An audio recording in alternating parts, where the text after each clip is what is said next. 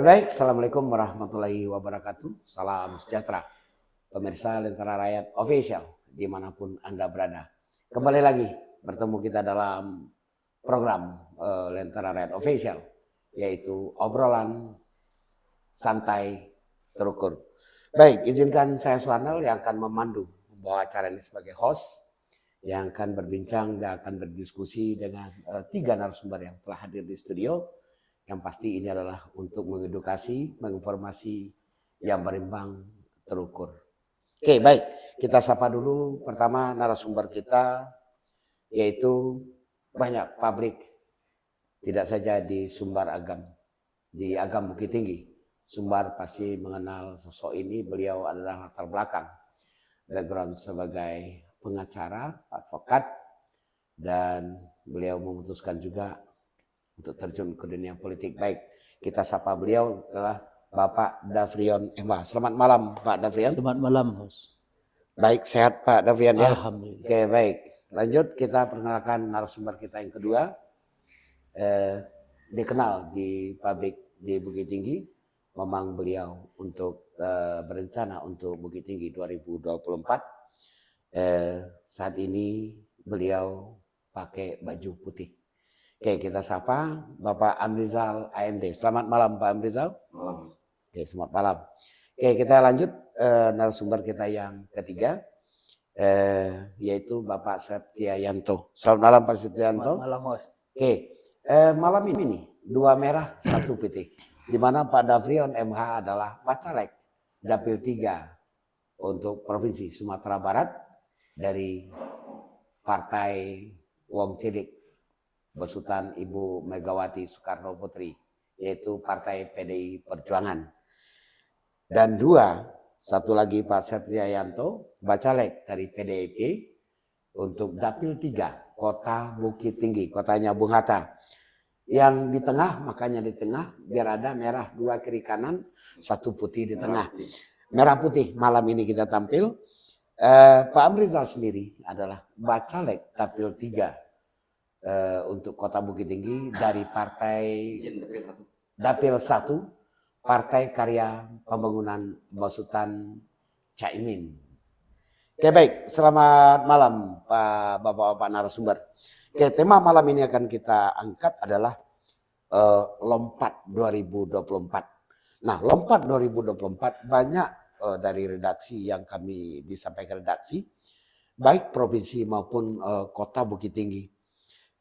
DPR-nya begitu-begitu saja. DPR-nya begitu-begitu saja. Tentu ada harapan bagi yang akan bertempur nantinya menuju ke gedung legislatif. Nah, lompatannya di situ. Lompatan DPRD yang akan terbarukan. Itu intinya. Poinnya di situ. Oke. Untuk pertama ke Pak Davrion dulu. Silakan Pak Davrion. Terima kasih, host. Sebenarnya ini lompatan mindset ya, host. Lompatan mindset, oke. Karena kita menilai dan melihat selama ini anggota DPRD itu banyak yang vakum ya terhadap masyarakat yang mengamanahkan ya. Nah, jadi kita sederhana saja, host. Baik. Ya. Mindset kita nanti untuk 2024 ini dari Partai Demokrasi Indonesia Perjuangan. Ya, baik. Yang pertama sekali kita melakukan koordinasi dengan pemerintahan nagari, dengan lurah-lurah se-Sumatera Barat. Itu yang pertama sekali langkah yang harus kita lakukan. Yang kedua, dengan dana fokir anggota DPRD provinsi itu lebih kurang 5 miliar, kita akan lebih mengutamakan pembangunan infrastruktur. Dengan 5 miliar 1 tahun itu sudah 5 kilo jalan. Kalau kita 5 tahun menjadi anggota DPRD berarti kita sudah membangun 25 kilo jalan. Karena terbangunnya infrastruktur ini adalah awal dari kebangkitan ekonomi kerakyatan. Baik. Itu. Yang ketiga, kita berbicara di sini berdasarkan konstitusi, undang-undang. Kita tidak terlalu bermuluk-muluk. Ya, karena kita berpendapat legislatif ini tidak seperti eksekutif. Tetapi sekarang ini calon legislatif ini berlagak eksekutif. Menyampaikan visi dan misi. Padahal konstitusi mengamanahkan di dalam undang-undang fungsi dari legislatif itu ada 3. Budgeting, pengawasan, dan anggaran. Nah, dan yang keempat, kita akan membangun posko pengaduan masyarakat Sumatera Barat kepada Davrion SMH dari fraksi PDI Perjuangan, anggota DPRD. Apa nanti laporan-laporan dari masyarakat itu kita terima. Misalnya ada jalan-jalan provinsi yang belum terperbaiki, yang sudah 10 tahun misalnya. Yang sudah 15 tahun. Nah, ini kita akan memanggil Bapeda dan Gubernur nanti. Nah, ini ada apa? Nah, kenapa kok jalan provinsi ini tidak diperbaiki? Nah, kita sederhana saja. Mungkin itu saja, host. Baik. Ini cukup luar biasa. Ini sudah dapat kita ambil, nanti kita angkat lagi nanti pada sesi kedua. Baik. Kita lanjut ke Pak Amrizal. Pak Amrizal, dengan melihat pola begini, kita mengambil tema lompatan 2024. Nah, lompatan 2024, kalau begini-begini saja, DPR begini banyak keluhan masyarakat dari sisi legislatif. Ya sebenarnya anggota DPR itu kan wakil, ketuanya kan masyarakat sebenarnya. Nah, ada beberapa baik di media sosial, catatan redaksi kami banyak keluhan-keluhan. Kalau bisa kita angkat, rasa ketidakpuasannya banyak. Menurut pandangan dan pola pikir dari Pak Amrizal, tentu maju dalam pileg ini punya tujuan. Silakan Pak. Terima kasih, Host. Assalamualaikum warahmatullahi wabarakatuh. Waalaikumsalam warahmatullahi wabarakatuh. Ini berkaitan dengan tema lompat yang diadakan oleh Orkes Lentera, dan alhamdulillah saya bisa menghadiri pada hari ini. Terima kasih kepada Lenteranya. Jadi untuk lompat itu, di sini mungkin kebetulan saya untuk 2024 ini majunya di partai PKB, Bukit Tinggi. Izin dulu Ketua Andre Krishna dan juga Sekretaris kami Bapak Denny Kalter gitu. Dan untuk semua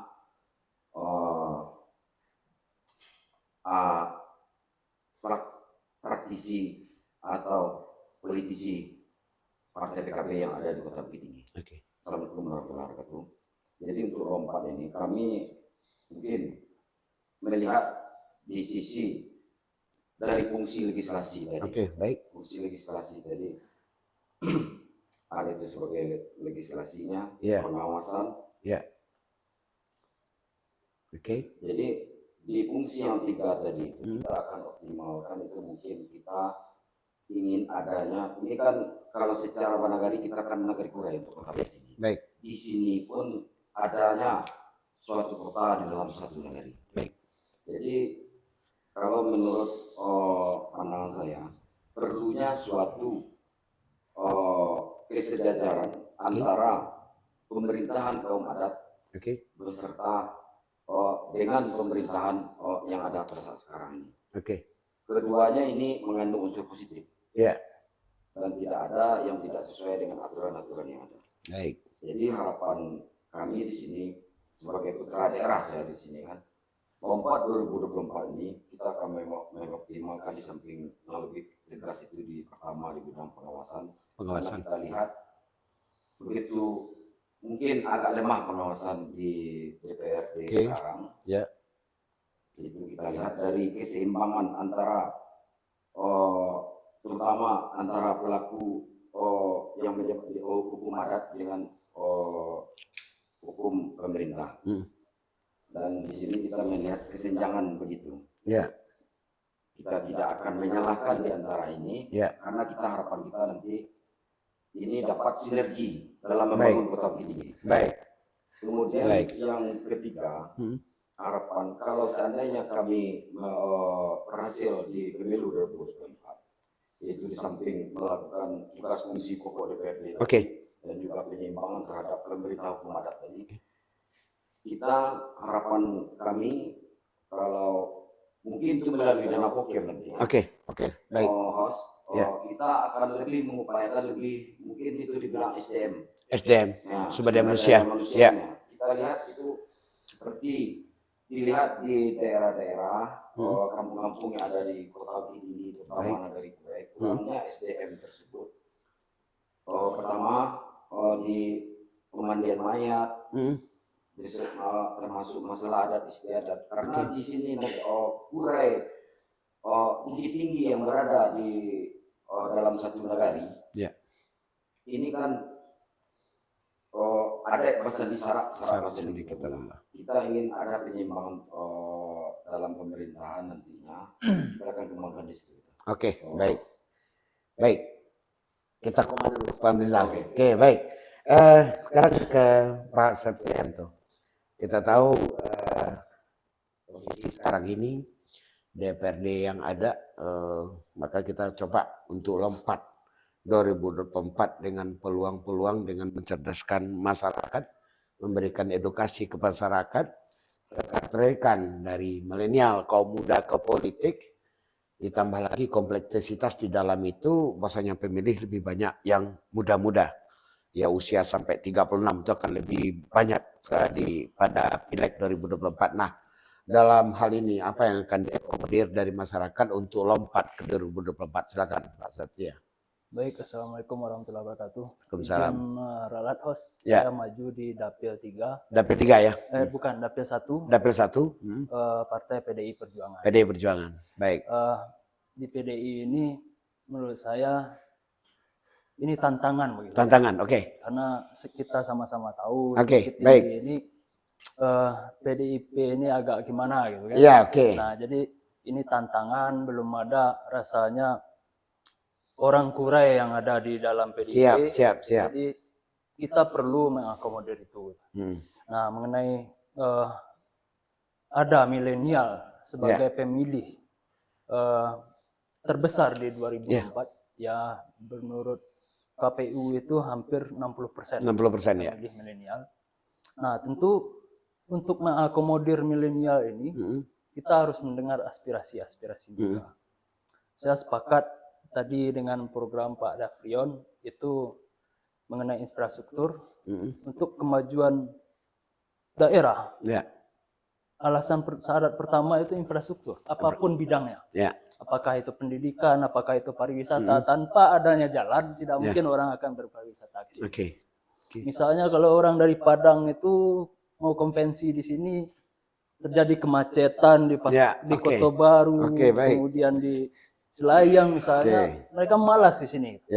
Nah, tanpa kunjungan orang ke kota kita yang terkenal kota pariwisata, tentu PAD kita akan berkurang. Nah, kemudian mengenai pendidikan, cara untuk merubah kondisi atau situasi sebuah bangsa itu, ya satu-satunya melalui pendidikan.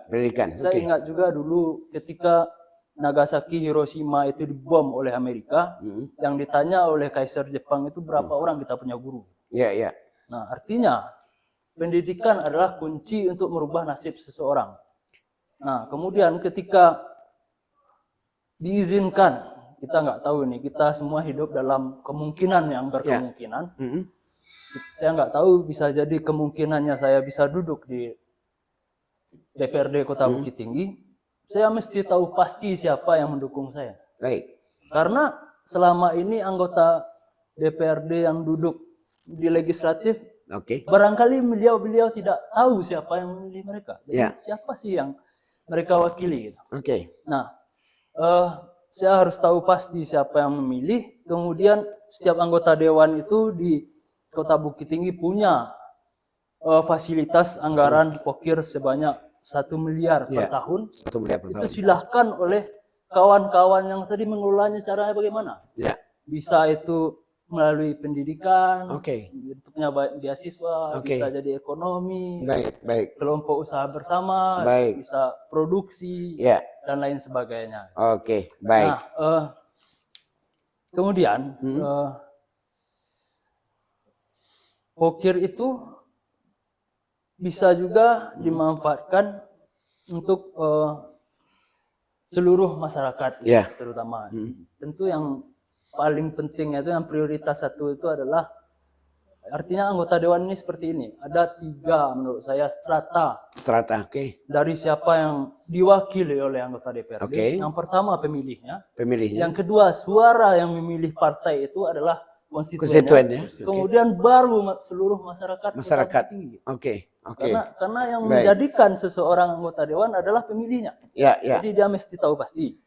Kemudian menurut saya kalau fungsi anggota dewan tadi ada legislasi, ada pengawasan, ada budgeting gitu kan. Ada misalnya kebijakan-kebijakan publik yang belum ada di Kota Bukit Tinggi. Misalnya pasal 34 Undang-Undang Dasar Negara Republik Indonesia itu ayat 1-nya mengatakan bahwa fakir miskin dan anak terlantar itu dipelihara oleh negara. Nah, itu belum ada perda anak yatim di Kota Bukit Tinggi. Belum ada perda anak yatim. Nah, kalau itu tidak diperdakan atau tidak ada yang serius memikirkan mereka dalam bentuk kebijakan publik di daerah, kita tahu sendiri anak yatim ini ya banyak yang dari mereka itu punya perekonomian lemah. Nah, itu akan menjadi lingkaran setan. Apalagi masa depan kalau sekolahnya. Negara tidak memikirkan itu. Atau daerah. Oke. Ini akan hangat nantinya. Pak Davrion sedikit. Fokus tadi kepada pokir tadi dan beberapa kontrol kebijakan tadi. Menurut Pak Davrion sendiri, kalau fokus kepada infrastruktur tadi disebutkan juga ada infrastruktur bersifat fisik, ada juga infrastruktur bersifat SDM. Nah, sedikit saja Pak Davrion, melihat kondisi infrastruktur jalan sekarang, jalan yang mana menurut Pak Davrion? Di dapil Pak Davrion kah atau secara general? Silakan sedikit saja Pak. Ya, terima kasih Yos. Kalau kita sudah menjadi anggota DPRD Provinsi Sumbar, tentu kita berbicara jalan provinsi yang ada di Sumatera Barat. Jalan provinsi, yang ada di seluruh Sumatera Barat. Seluruh Sumatera Barat. Ya, barangkali jalan-jalan ini sudah lama tidak diperbaiki, berlubang-lubang. Saat ini begitu apa ke depan? Saat ini demikian kondisi jalan? Oh, saat ini banyak yang seperti itu. Banyak seperti itu. Nah, jadi ini ke depannya kita harus berjuang. Harus Oke. berjuang mempertahankan. Tapi biasanya udah dekat tahun politik ditambal kok Pak. Biasanya begitu. Ya, kalau biasanya sih mungkin ada, mungkin ada tidak. Tapi seketika Pak Davrion nanti lompat 2024 tidak akan ada ini ya. Kalau saya nanti sudah jadi anggota DPRD, ya ini sangat saya perjuangkan. Karena PDI Perjuangan itu adalah partai wong cilik. Siap. Oke, terima kasih. Sedikit Pak Amriza, tadi Pak Amriza menyatakan ada kesenjangan antara kaum adat dan pemerintahan. Ini harus kita bukan mengecat. Ini harus kita carikan keselarasannya seperti apa. Nah, kondisi yang ada sekarang tambah lagi agak lemah pengawasan. Lemah pengawasan dari sisi apa? Sedikit saja, Pak Amriza. Terima kasih, Mas. Ya. Itu tadi Mas menanyakan masalah sisi pengawasan di mana lemahnya. Lemahnya. Adanya suatu program, baik itu program fisik, dan mengarah ke program fisik dulu. Saya lihat adanya suatu program fisik yang tidak efeknya atau manfaatnya itu tidak terlalu belum dibutuhkan. Baik. Dalam konteks bahasanya seperti ini, mengedepankan yang lebih penting dulu, terkait juga dengan masalah ekonomi. Skala prioritas gitu Pak ya. Baik. Intinya skala prioritas. Harusnya DPR itu menyetujui dalam skala prioritas, seperti aturan yang ada di DPRD sendiri. Tidak selalu seharusnya anggota DPRD atau lembaga ini merupakan lembaga tidak mengiyakan seluruh keinginan pemerintah. Anggota DPRD harus melihat sisi baiknya, sisi manfaatnya, apakah ini utama dalam manfaat terhadap masyarakat. Kita kalau kita bicara tentang yang dilakukan, tentu tidak baik juga kan. Semua kita tahu di Bukit Tinggi tentang program-program proyek besar yang dilaksanakan oleh pemerintah Bukit Tinggi. Di sini pengawasan terhadap itu kurangnya. Pengawasannya kurang ya? Pengawasan. Belum lagi nantinya itu masalah. Saya belum pernah mendengar dari anggota DPRD bagaimana pengawasan penganggaran terhadap suatu proyek. Oke, baik. Ya. Kita koma dulu, Pak Misal. Oke, baik. Sahabat Lentera Rakyat Official, dimanapun Anda berada. Saya pun agak berkeringat, karena saya jaminkan para pemirsa, ini bakalan hangat. Oke, kita break dulu, kita biarkan satu yang lewat ini.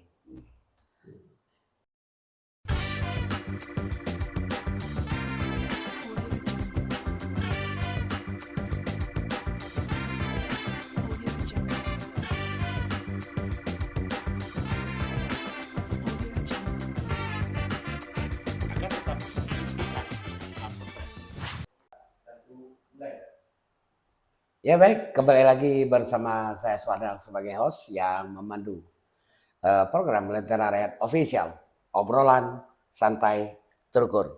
Baik, kita akan kembali berbincang lagi dengan narasumber pada sesi kedua ini. Kita akan lebih angkat, kita akan lebih gali untuk lompat 2024. Oke, baik Bapak-Bapak narasumber, kita lanjut lagi. Kopinya ada terasa gula tadi enggak? Oh, tidak ada. Kebetulan kita nggak pesan gula ya. Iya. Jadi kopi itu memang pahit. Iya, tetapi isinya manis. Insya Allah. Iya. Berarti kalau mau dari yang pahit dulu nanti akan manis Pak ya. Oke, sepakat. Oke, baik. Saya ke Pak Amrizal dulu. Pak Amrizal, Bacalek Dapil 1 Kota Bukit Tinggi dari Partai Karya Pembangunan. MKS. Ya, dari MKS. Partai Kebangkitan Bangsa, mohon maaf. Partai Kebangkitan Bangsa dari MKS PKB. Tadi disebut adalah adanya agar pengawasan di DPR itu terhadap program fisik ya harus ada skala prioritas. Nah, skala prioritas emang saat ini seperti apa? Dari kacamata Pak Amrizal seperti apa? Silakan Pak. Terima kasih host. Di sini saya akan coba menjawab pertanyaan dari host tadi mengenai skala prioritas. Kan kita banyak punya sisi lain, seperti intinya kita akan Bukit Tinggi kita ketahui sebagai daerah pariwisata. Gitu. Jadi berkaitan dengan pendapatan PAD nantinya. Oke, baik. Jadi mengaji tentang pariwisata, ini juga berkaitan dengan yang saya bilang pertama tadi. Adanya itu dua pemerintahan di Bukit Tinggi yang harusnya ini sinergi. Saya bilang tadi kan. Sepertinya ada pemerintahan secara nasional dan nyata, dan ada pemerintahan hukum adat. Hukum adat, oke. Jadi kita pengennya sinergi di sini karena kita kaji dulu pemerintahan hukum adat. Secara sejarahnya hukum adat di Kota Bukit Tinggi ini itu kita mempunyai ada itu Nenek Mama, ada alim ulama, kemudian ada Cediak Pandai, kemudian ada Bundo Kanduang, dan kemudian juga terakhir itu Parikpaga. Parikpaga ini adalah anak mudanya Nagari. Yang disebut dengan Limbago. Nah, mungkin kita tidak akan mengaji Limbagonya. Kalau ini berfungsi, mungkin banyak nantinya istilahnya rencana-rencana juga dari pemerintah hukum adat terhadap kemajuan Kota Bukit Tinggi. Oke, baik. Berarti ini salah satu yang akan dibawa nantinya. Ya, salah satu kita akan coba bahwasanya pemerintahan hukum adat ini ada. Karena di undang-undang itu dinyatakan pasal 18 ayat B itu bahwasanya pemerintahan hukum adat yang ada di Indonesia itu ada. Nah, dan itu diakui keberadaannya. Oke, baik.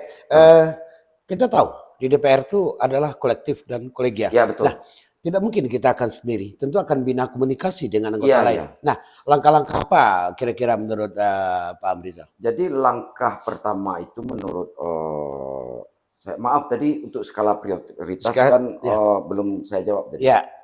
Saya akan menjawab skala prioritas itu ada itu di bidang pariwisata karena itu yang menimbulkan PAD terbesar bagi Kota Bukit Tinggi.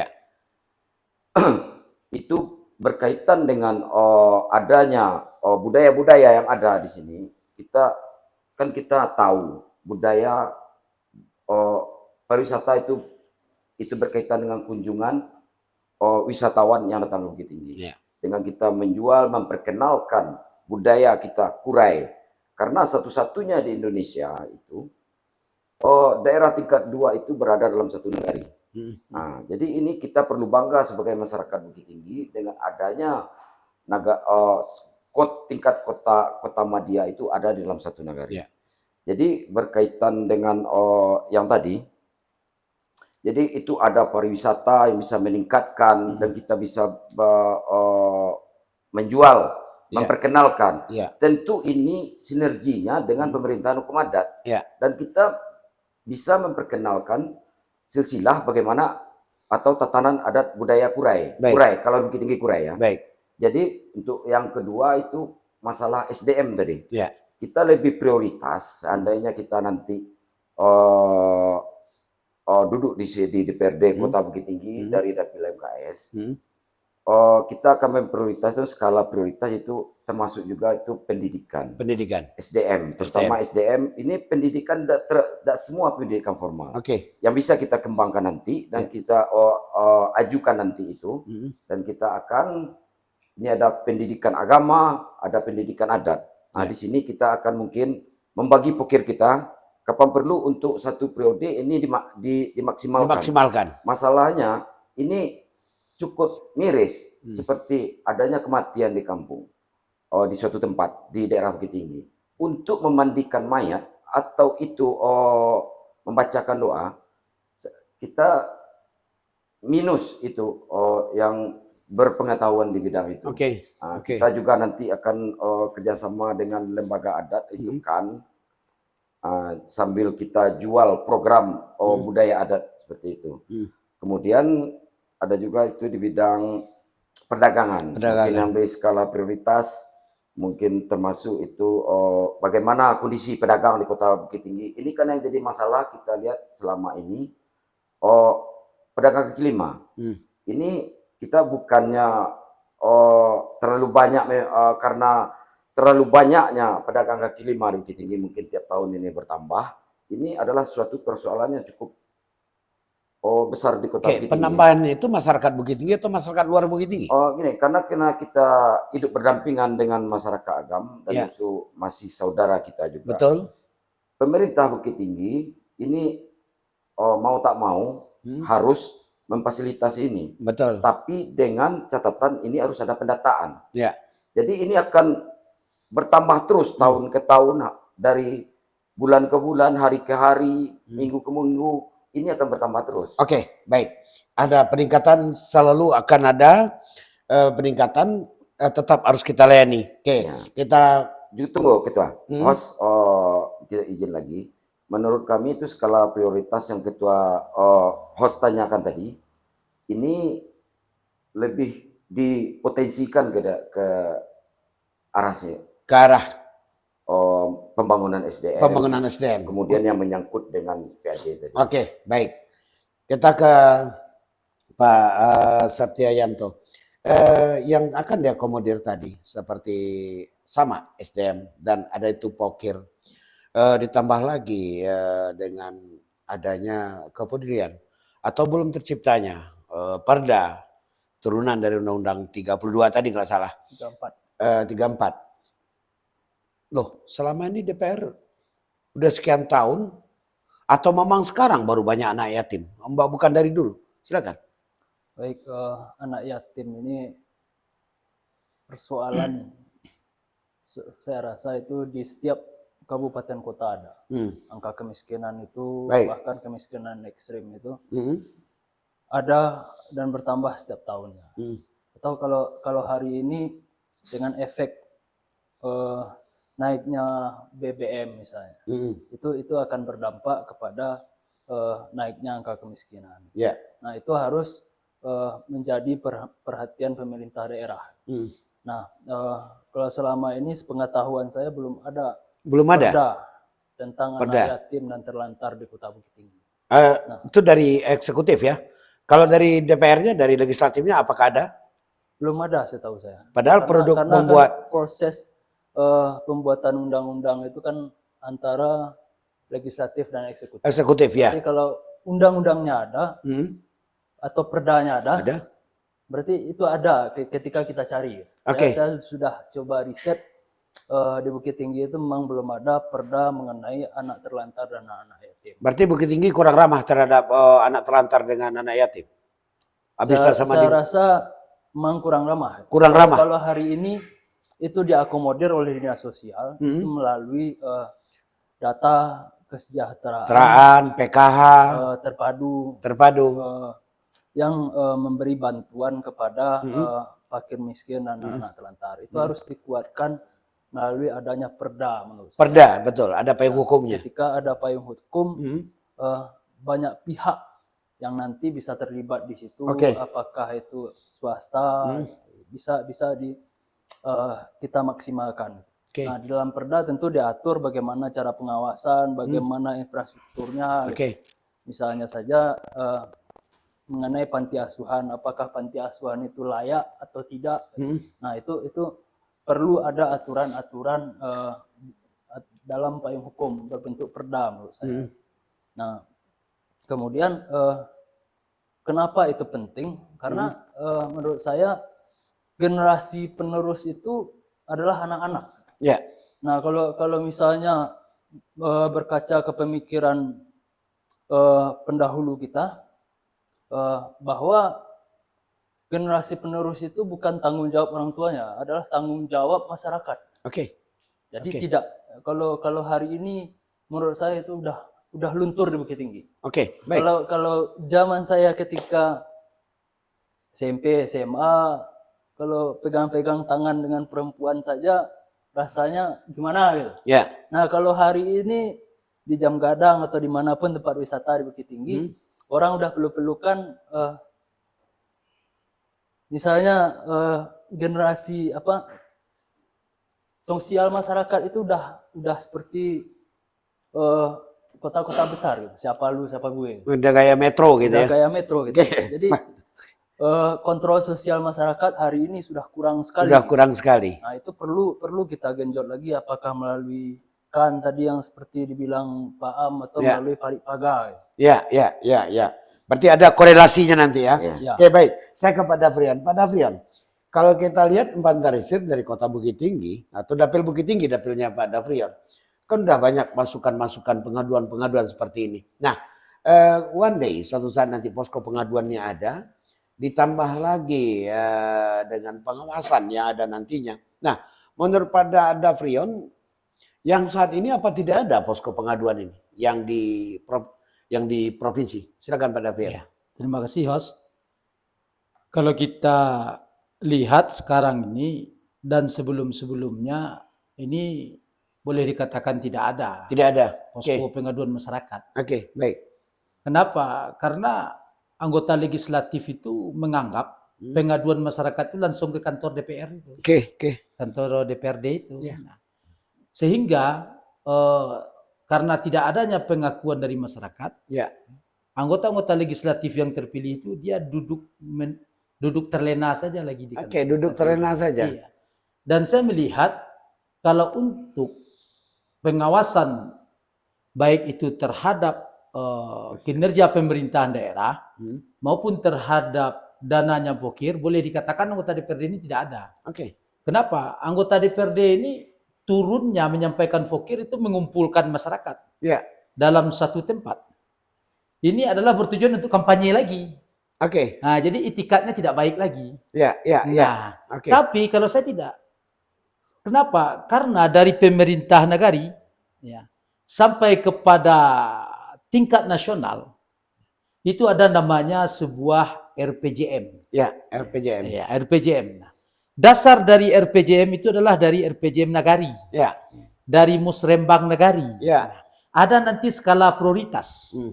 Kalau untuk provinsi, skala prioritasnya melalui PBD provinsi, ini jalannya. Kalau untuk kabupaten, ini jalannya. Nah, inilah kita melakukan koordinasi-koordinasi dengan pemerintah nagari, dengan masyarakat. Kalau dapat, carilah jalan yang belum diaspal dan dijadikan itu prioritas untuk APBD provinsi. APBD provinsi. Sedikit Pak Yon. Tadi kan demikian disampaikan bahwasanya posko pengaduan itu ada, cuma tidak berjalan. Posko pengaduan ditindaklanjuti, dilakukan apabila ada dekat-dekat pemilu lagi. Nah, sekarang begini, apakah mungkin apabila nanti one day terpilih, mereka lupa menanggalkan bajunya. Bahasa beliau itu adalah wakil rakyat. Iya. Nah, seperti apa menurut Pak Yon, seperti apa? Iya, kalau saya host, saya DPRD ini bukan saya jadikan lapangan kerja. Oke, Iya. baik. Poinnya ya. Iya, karena saya itu seorang lawyer. Ya, Iya. Oke. Jadi saya untuk menjadi anggota DPRD itu adalah memang untuk masyarakat. Oke, baik. Karena saya juga pernah menjadi pejabat, yaitu menjadi wali nagari. Wali nagari. Dan itu semua amanah itu saya lakukan. Wali nagari itu setara lurah lah barangkali ya. Setara lurah, malah setara bupati lagi itu. Oh iya, baik. Iya, bedanya anggarannya saja. Iya. Okay. Nah, jadi karena saya menganggap itu adalah sebuah jabatan amanah masyarakat, maka saya tidak ingin menjadikan wali nagari maupun DPRD itulah lapangan pekerjaan. Lapangan pekerjaan. Saya tidak ingin gini, host. Alhamdulillah saya menjadi anggota DPRD, saya tidak ingin. Malah ini adalah, kalau saya menjadi anggota DPRD itulah musibah besar bagi saya. Kenapa musibah besar? Karena itu adalah amanah rakyat. Ya. Nah, tapi sekarang yang host katakan tadi, kalau saya melihat tentang pengaduan masyarakat ini benar-benar tidak ada. Benar tidak ada, bukan tidak jalan. Benar-benar tidak ada. Siapa anggota DPRD yang berani membuka pos pengaduan masyarakat itu di luar kantor DPRD. Dan kita nanti kita gaji staf dengan uang kantong kita. Kita tidak melibatkan negara. Baik, sedikit Pak Davrion. Kita tidak bisa menutup mata juga dengan eskalasi yang ada di masyarakat. Yang mau saya tanyakan, bagaimana penerimaan dari konstituen dapil Pak Davrion, Bukit Tinggi Agam, tidak menerima partai wong cili ini, yaitu PDIP Perjuangan. Sedikit saja, silakan Pak. Ini sama juga yang Adinda katakan tadi, ya sama. Kenapa? Karena pandangan masyarakat itu, PDI Perjuangan ini diidentikan dengan warna merah. Warna merah, Ya, ini maaf ya host ya, ini tanda kutip ya. Kalau menurut masyarakat Sumbar, PDI Perjuangan itu satu partai preman. Ya. Yang kedua ada jaringan komunis. Nah, sebenarnya tidak. Kalau masyarakat Sumbar mengetahui apa itu PDI Perjuangan, sebenarnya PDI Perjuangan itu adalah partai Islam sejati. Kenapa saya katakan begitu? Karena di dalam PDI Perjuangan itu memiliki yang namanya ideologi Pancasilais. Pancasilais ini memiliki yang namanya adalah azas ketuhanan. Bhinneka Tunggal Ika untuk mencapai rahmatan lil alamin. Nah, jadi PDI Perjuangan itu tidak ada mengotak-ngotakkan, dia toleransi sesama manusia dan malahan sifat-sifat Tuhan ada di situ. Ya, maha adil, keadilan sosial bagi seluruh rakyat Indonesia. Nah, itu satu. Yang kedua, sebenarnya orang Sumbar itu harus bangga. Siapa ketua PDI Perjuangan itu sebenarnya? Darah mana dia? Ibu Megawati Soekarno Putri itu memiliki darah Minangkabau. Nah, darah Minangkabau yang sejarahnya yang kita dengar orang tuanya itu berasal dari Maninjau, merantau ke Pasisia dan nikah dengan Bapak Soekarno setelah merantau ke Bengkulu. Kalau kita kaji sejarah, kerajaan Harimau Campo itu dipimpin oleh perempuan. Baik. Silakan. Apa pesan untuk Ibu Megawati? Sedikit saja. Pesan kita untuk Ibu Megawati adalah, saya kagum dengan jiwa kewanitaan beliau, dengan jiwa kepemimpinan beliau, beliau bisa menempatkan mana yang benar dan mana yang tidak benar. Mana yang benar, mana yang tidak benar. Baik. Mudah-mudahan insya Allah ini akan sampai ke beliau. Pak Am. Kita mengecil lagi. Itu orang provinsi, Pak. Dia mainnya tinggi, Pak. Baik. Pak Am sendiri, saya sangat tertarik tadi dengan adanya lemah pengawasan tadi. Nah, menurut Pak Am Rizal, sebaiknya seorang anggota DPR, seorang legislator, dengan 3 pekerjaan itu adalah legislasi, pengawasan, dan anggaran, idealnya seperti apa? Silakan, Pak. Terima kasih, host. Jadi idealnya sebuah lembaga DPRD itu mengenai legislasi, pengawasan, dan penganggaran tersebut. Ini kan namanya politik. Ini berkaitan dengan seharusnya di DPRD itu walaupun berbeda warna, terhadap suatu masalah yang urgent atau yang lebih skala prioritas,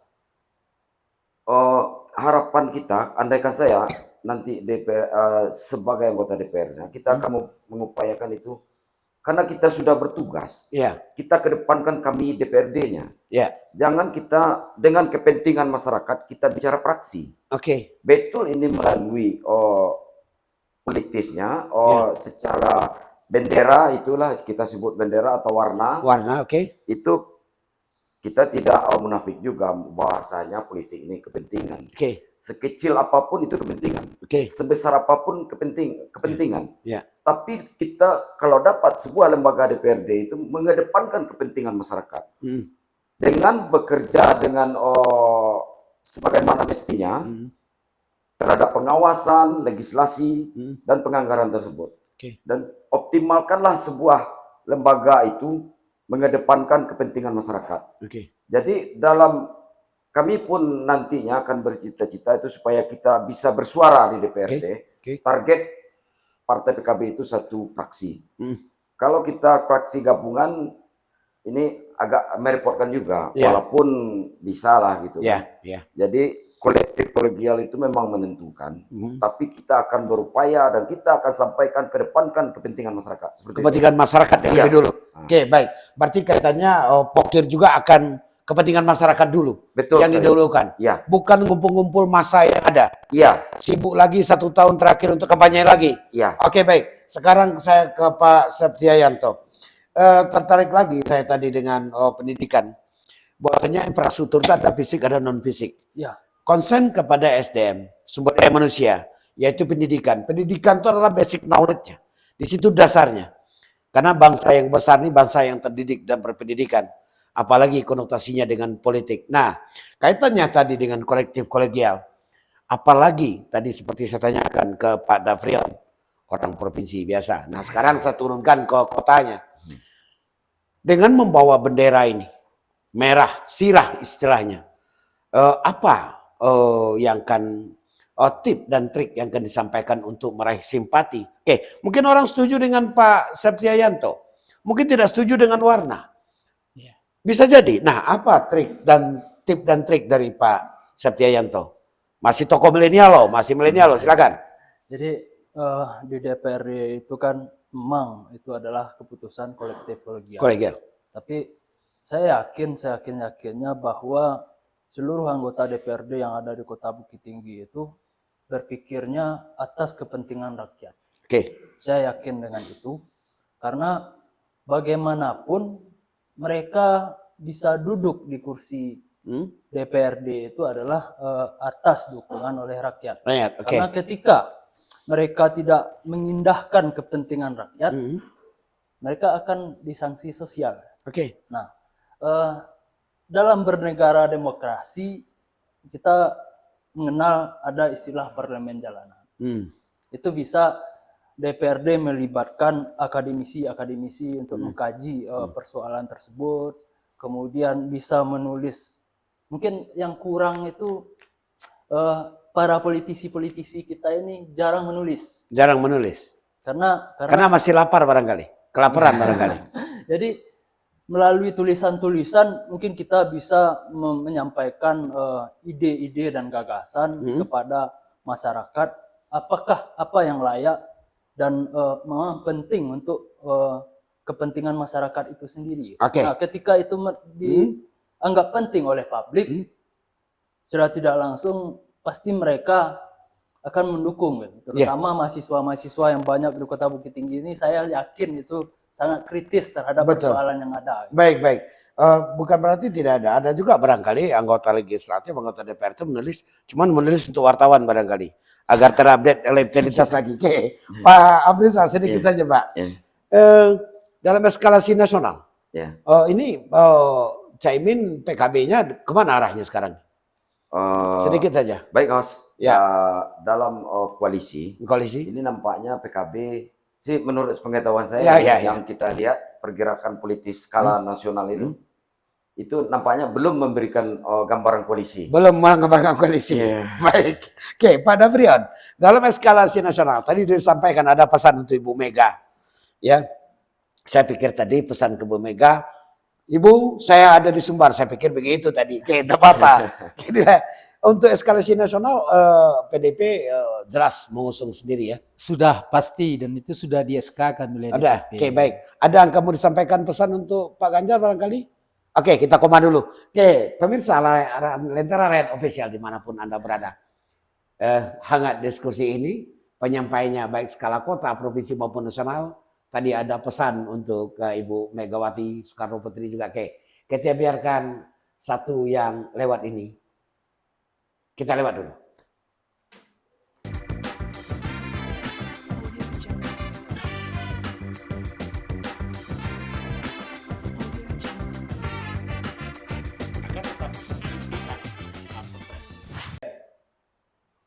Ya baik, sahabat Lentera Rakyat Official. Kembali lagi pada sesi ketiga ini, izinkan saya Suharno yang akan memandu dan kembali lagi kepada narasumber diskusi dan mengedukasi kita dalam program obrolan santai. Kami pastikan ini terukur. Baik, kita kepada Frion. Ini pada Frion. Dengan pada Frion memilih, ini pilihan ya Pak ya. Iya. Dengan memilih PDIP, kita tahu eskalasi Bukit Tinggi Agam ini Sumbarlah dengan PDIP ini. Apa dasar, gagasan apa yang akan Pak Davrian sampaikan? Boleh dikatakanlah posisinya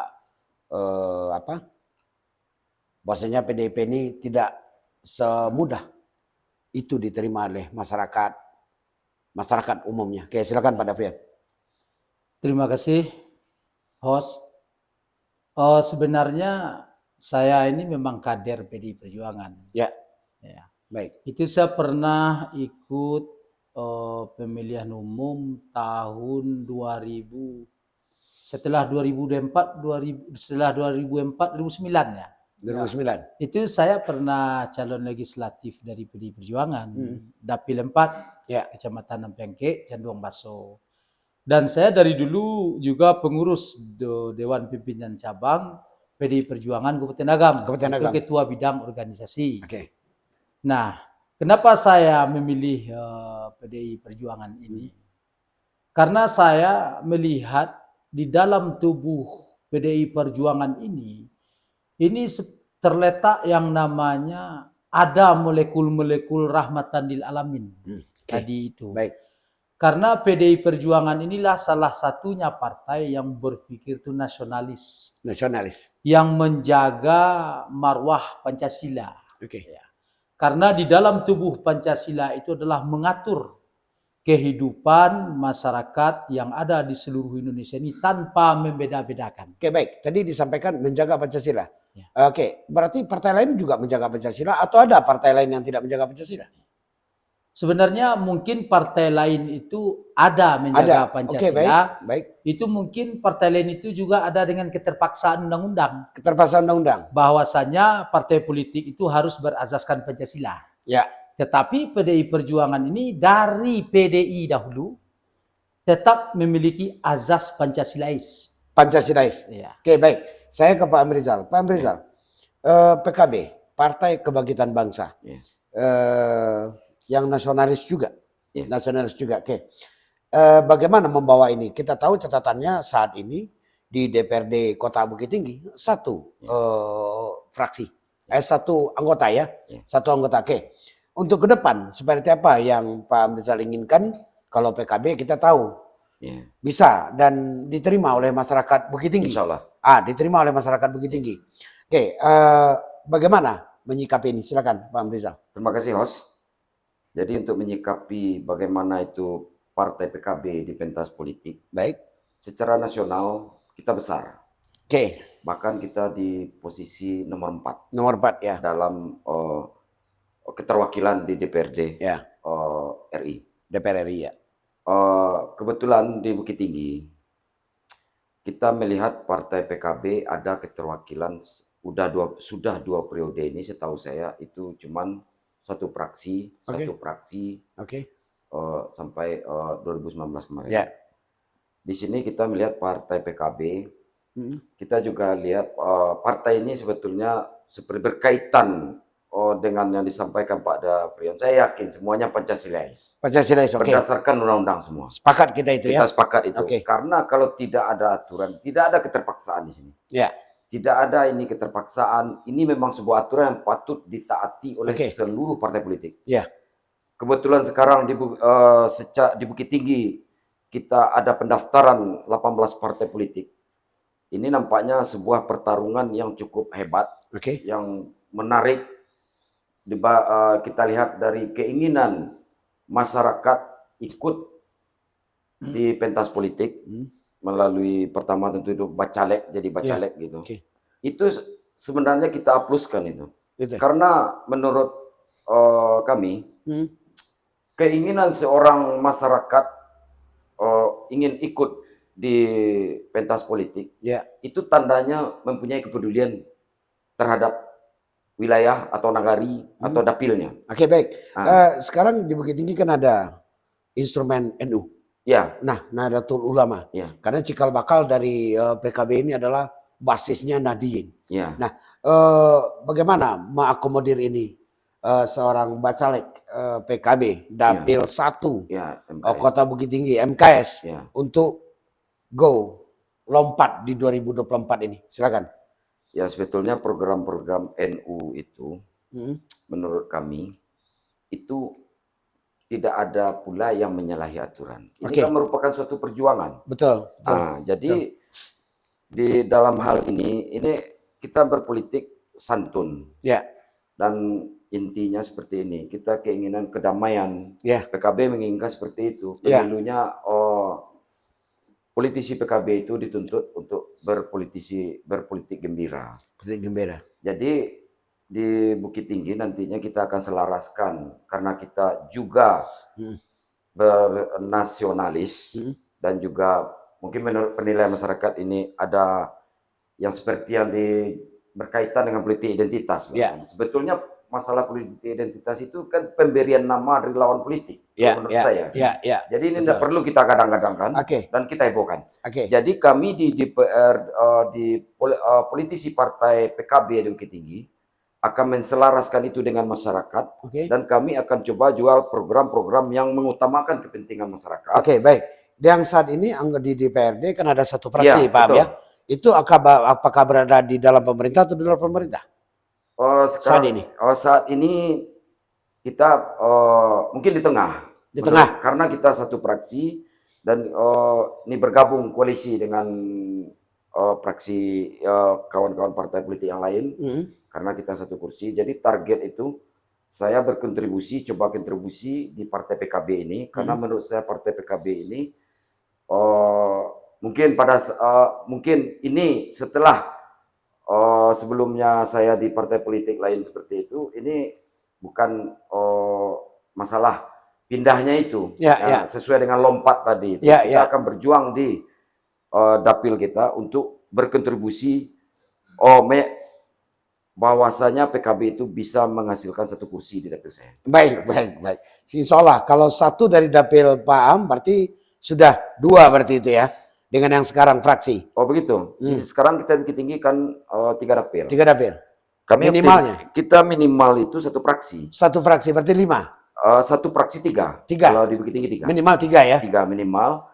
Dan kalau dapat kita dapat mencapai unsur pimpinan. Unsur pimpinan. Maksimalnya seperti itu. Maksimal. Baik. Ya. Saya kembali lagi ke warna merah ini. Coba saya tanya ke dapil 1 MKS ini. Bapak Septiayanto, bacalek PDIP. Nah, di dapil Anda sendiri, saya bertanya aja, laku nggak warna merah PDI ini dibawa ke dapil MKS itu? Silakan. Baik, terima kasih host. Mengenai laku tidak laku itu tentu kita coba. Baik. Kita usahakan. Nah, contohnya begini. Ya, keyakinan seperti apa yang membawakan mencoba itu pasti ada suatu keyakinan. Nah, tester dan feel apa yang bisa membawakan ke situ? Saya yakin di dapil MKS itu kita punya 1 kursi. Baik. teknis dan caranya tentu tidak layak kita Baik, kemukakan. siap. Yang jelas, saya maju di PDIP salah satunya diminta dan ditugaskan. Minta ditugaskan. Jadi terakhir itu misalnya persoalan Bung Bambang Pacul, Ya. bahwa di Korea ini menurut kepada Ibu Mega, mestinya seluruh partai melakukan hal yang seperti itu. Ya, tidak saja itu. Karena gini, partai itu tugasnya memperjuangkan konstituen. Misalnya saya punya suara misalnya 1000. Kemudian ada kawan saya misalnya 900. Gitu. Nah, tadi saya bilang bahwa strata konstituen seorang anggota dewan itu ada 3. Ya. Satu yang memilih dia, itu prioritas pertama. Ya. Kedua itu suara kawan-kawan yang tidak duduk. Karena itu harus diperhatikan bahwa kawan-kawan yang tidak duduk itu kita harus orangkan di daerahnya. Baik. Supaya suara yang dia terima itu terjaga. Ya. Selama 5 tahun kita harus berkoordinasi dengan mereka. Baik. Dan hasilnya endingnya ya.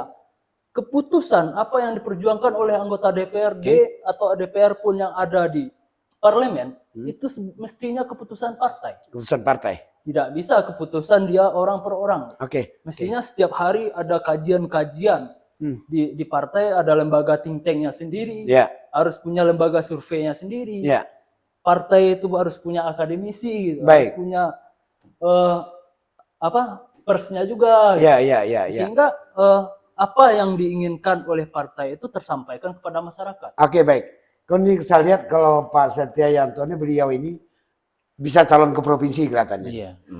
Diberikan ruang gerak yang lebih besar kelihatannya. Kalau MKS kecil barangkali nggak bebas bergerak. Malah DPR RI Cok. Iya, insya Allah. Doa, perkataan itu adalah doa. Amin. Saya ke Pak Amrizal. Pak Amrizal, sekarang kan ada yang digaung-gaungkan. Ada yang semacam jadi ancaman. Ada yang semacam menjadi ketakutan.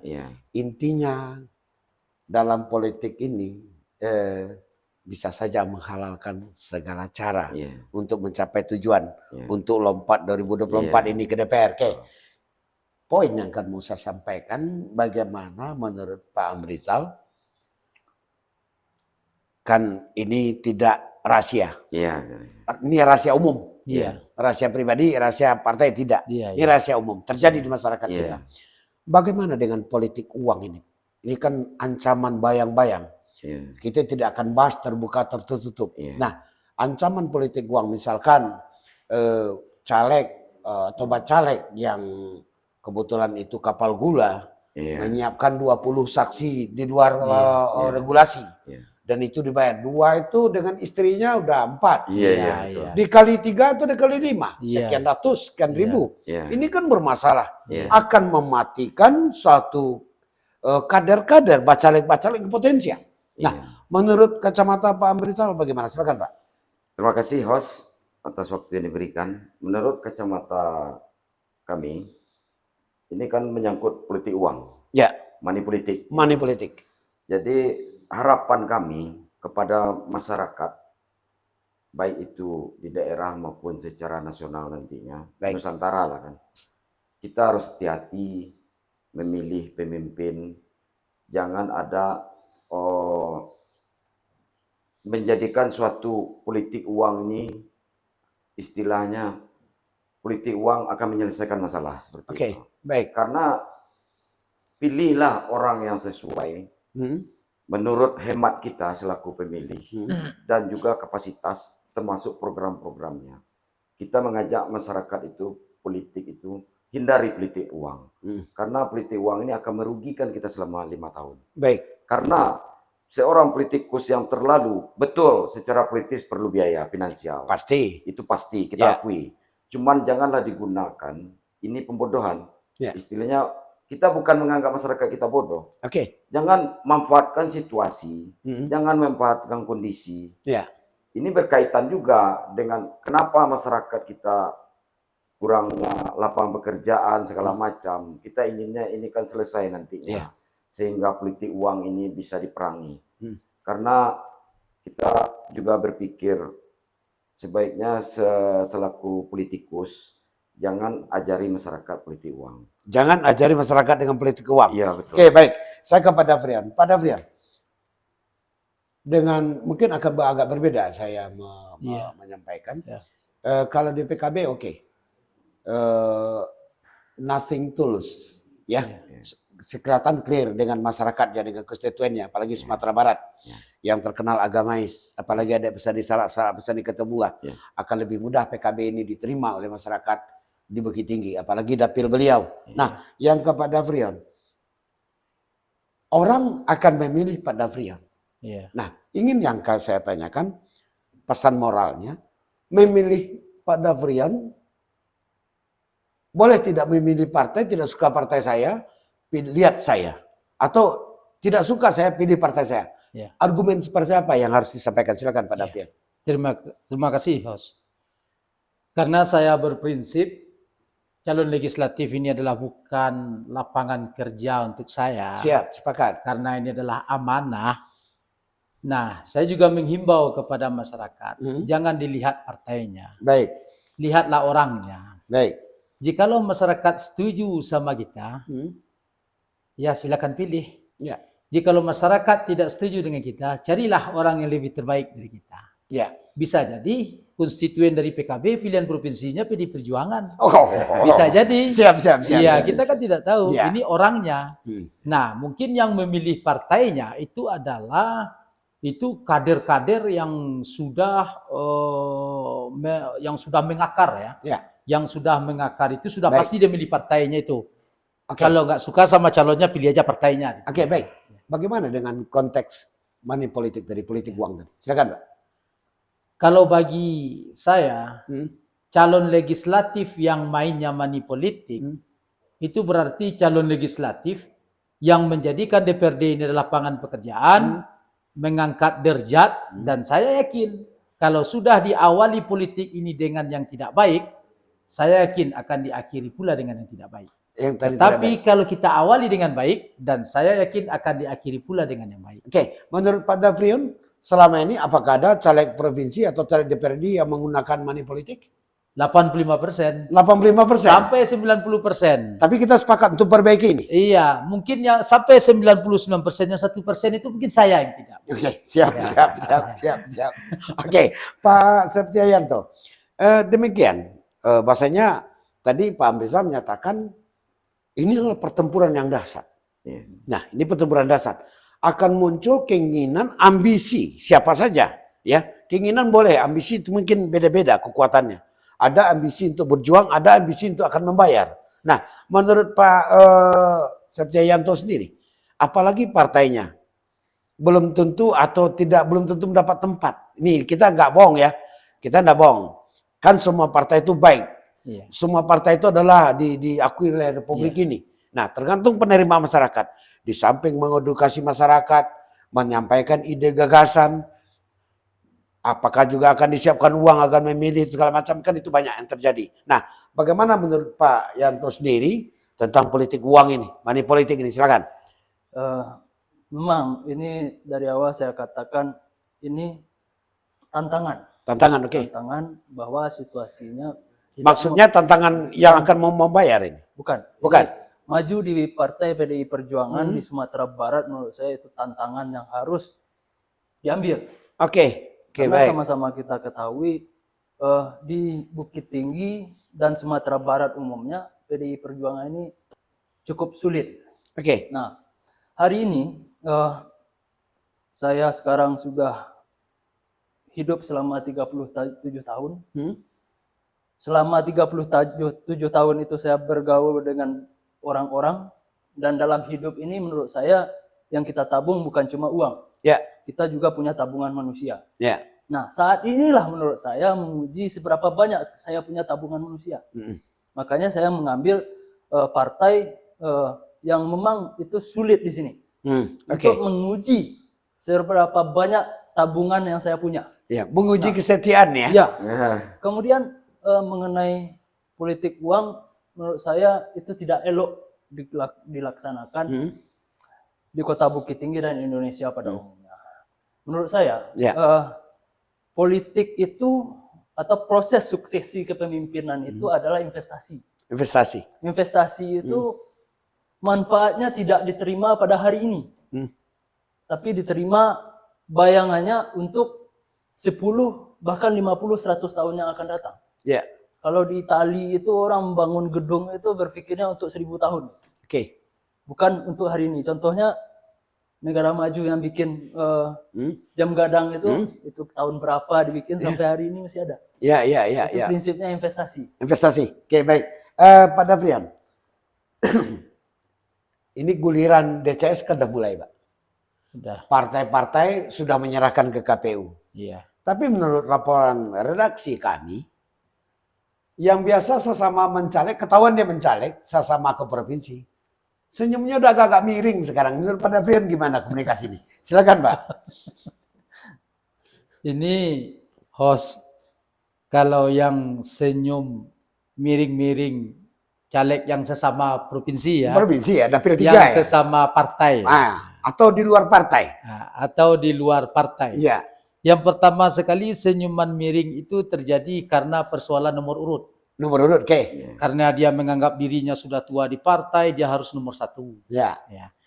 Yang kedua adalah senyum-senyum miring. Sekarang antara miring, antara lurus ini. Ya, apalagi nunggu kebijakan Mahkamah Konstitusi ini. Iya, terbuka tertutup. Apakah terbuka atau tertutup? Ya. Dan saya yakin kalau keputusan Mahkamah Konstitusi ini tertutup, ini nggak miring lagi ke belakang ini senyum. Ke belakang senyumnya. Ini, ya. Oke. Biasa pernah bergaul di warung kopi di mana dengan dapil yang sama, daerah dapil 3 ini biasa dibayari kopi, sekarang masih dibayari kopi lagi atau enggak? Maksudnya, host? Ya misalkan saya caleg provinsi, partai saya A, Pak Davrian partai B. Biasa saya bayari, sekarang udah saya bayari, ada nggak demikian? Tapi kalau kita lihat, kalau sekarang ini host, itu tidak ada lagi. Tidak ada lagi? Ya, karena orang sekarang ini sudah berpikir cerdas. Sudah berpikir maju. Ya. Jadi ada semacam istilah pemilu dahulu, yaitu pemilu badun sana.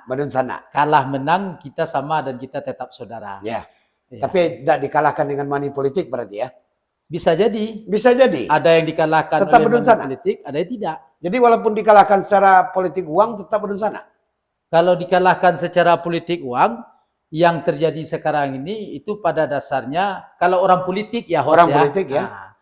Walaupun harimau di dalam, yang mulut tetap kambing. Ya walaupun dia berantam di dalam, yang satu warung, dia tetap bermanis-manis. Itu yang namanya politik. Oke, baik, Pak Amrizal. Ya. Ada opsi atau ada animo, ada pendapat, ada analisa. Ada saya kalau maju akan ditungkai, akan disikut,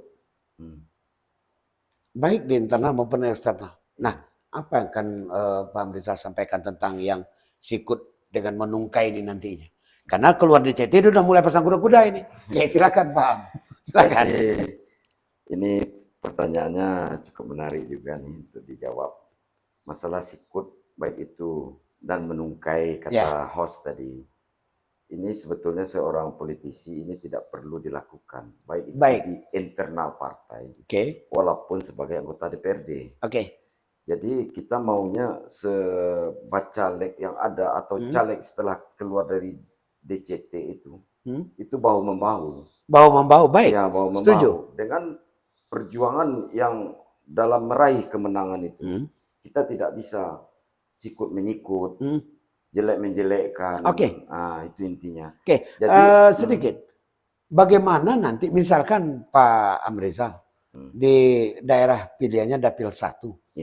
Kebetulan saudara jauh, pas saudara dekat juga mencalon. Nah, bagaimana menyikapi ini? Silakan. Saya jawab dengan saudara dekat. Ini yang satu partai, yang beda partai. Yang beda partai. Yang beda partai. Beda partai, tapi mencaleg juga di dapil yang sama. Jadi kita kan dengan saudara dekat, kita akan bicarakan sebelum mencaleg.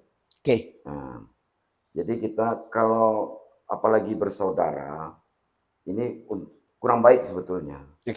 Karena baik itu pandangan dari konstituen atau masyarakat sendiri kan. Karena kita bersaudara, apalagi itu beradik kakak, sama-sama punya keinginan maju, kecuali berbeda dapil. Berbeda dapil, ya. Itu boleh-boleh saja. Tidak ada pelaturan yang untuk melarang itu. Jadi kalau satu dapil kalau ada, kita runding dulu, kita temui, kita ajak bicara. Kalau kita yang misalnya kita yang senior, kita ajak dia bicara. Apa mungkin seperti ini? Jadi hubungan tadi itu tidak rusak. Kalau dia saudara tadi lebih tua dari kita, kita minta kita menunjuki kita. Baik. Pak Amrizal, ada yang mau disampaikan kepada masyarakatnya, silakan. Sedikit saja, silakan. Jadi pesan terhadap masyarakat, jadilah pemilih dengan tanpa money politik. Karena money politik atau politik uang tersebut akan merusak daerah atau bangsa kita sendiri. Baik. Terima kasih. Pak Septianto, ada pesan untuk masyarakat? Silakan. Kita tidak ada closing statement. Pesan untuk masyarakat menurut saya, kenali siapa calonnya, kenali apa gagasannya, kemudian baru dipilih. Baru dipilih. Nanti 2024 ya? Ya. Siap lompat 2024? Siap.